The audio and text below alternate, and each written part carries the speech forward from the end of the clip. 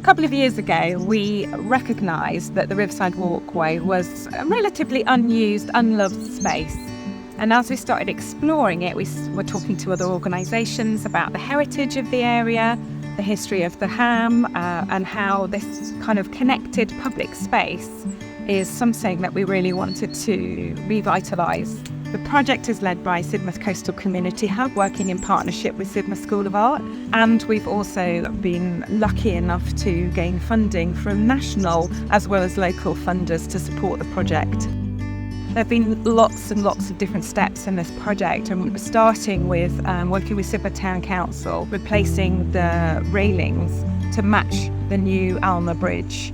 We then moved on to just getting it power washed, and then we moved on to the content of what we wanted to put here and what we were exploring through different themes: heritage, biodiversity, the Riverside and the history of the Ham. And we've put in new benches and they've been repainted. We also have installed bat-friendly lighting. We've also been working with Sidmouth in Bloom, who are doing an amazing amount of work in this area, planting and keeping everything tidy. I read earlier that it was once an unloved space, and what I can see, having just walked along it today, is that it's now a very much loved, a very much cherished space. I love the fact that the artwork has been inspired by the heritage and the environment in which we live. I think it's just been a fantastic project to bring the whole community together. We ran a series of different public workshops with artist, printmaker Emma Maloney.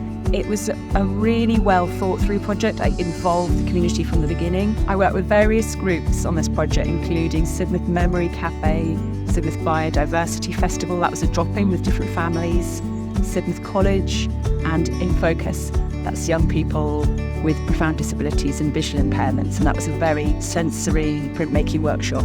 I really didn't want to do a project where it was one artist creating kind of a one visual response. I really love the way that my printmaking's been mixed in with the work that lots of other people have made. And I love the way that also the graphic designer combined their skills.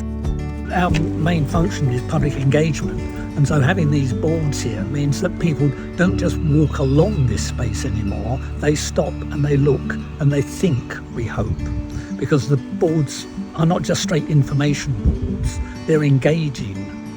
They make the people think about what they're seeing. You can stand here on a sunny afternoon and watch a kingfisher fishing just along there. Earlier this afternoon, I went to Sidmouth College and talked to some of the students there.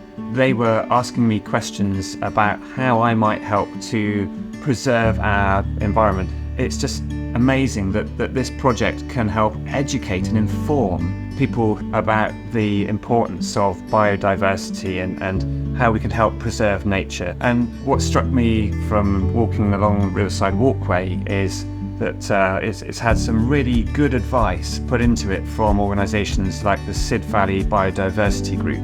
I'm able to learn about nature and the environment, to look things up using a QR code to get more information. One of my favourite aspects of the river is the story of the eel. Eels live in this river, and when they're mature, they will leave the river, swim all the way across the Atlantic to the Sargasso Sea, where they will then breed. But the most incredible thing is that the baby elvers, which are only about 15 centimetres long, will swim all the way back across the Atlantic. They will pick up the chemical signals from this river, because each river has its individual signature, and they will swim back up the river, and there they will live until they're mature, and then turn around and go all the way back again. It's the most amazing story. We're lucky in Sidmouth that there have been some very generous philanthropists. One of these was George Radford. He was a very well-known solicitor working in Hope Cottage, which is now Sidmouth Museum. He bequeathed the land that he owned, which is the Ham, and he bequeathed it specifically for it to be used as a pleasure ground for the people of Sidmouth. This has come to pass and continues to improve, and so that is very much a success story, enhanced by this Riverside Walk. Local people now, when they walk along the Riverside Walkway, are going to identify things that they may have worked on themselves. I am really delighted by the appearance of the boards. I think they're extraordinary.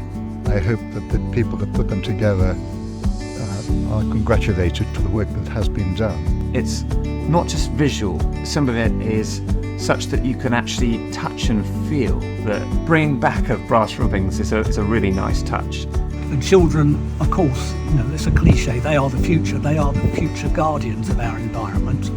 If you can get children hooked in at a young age, they will grow up into people who take care of the environment. What I'm really struck by is how this collaboration is really giving people a sense of ownership. The artists that have come in have engaged really well with the local community, and the product, the output from that is just really beautiful to see.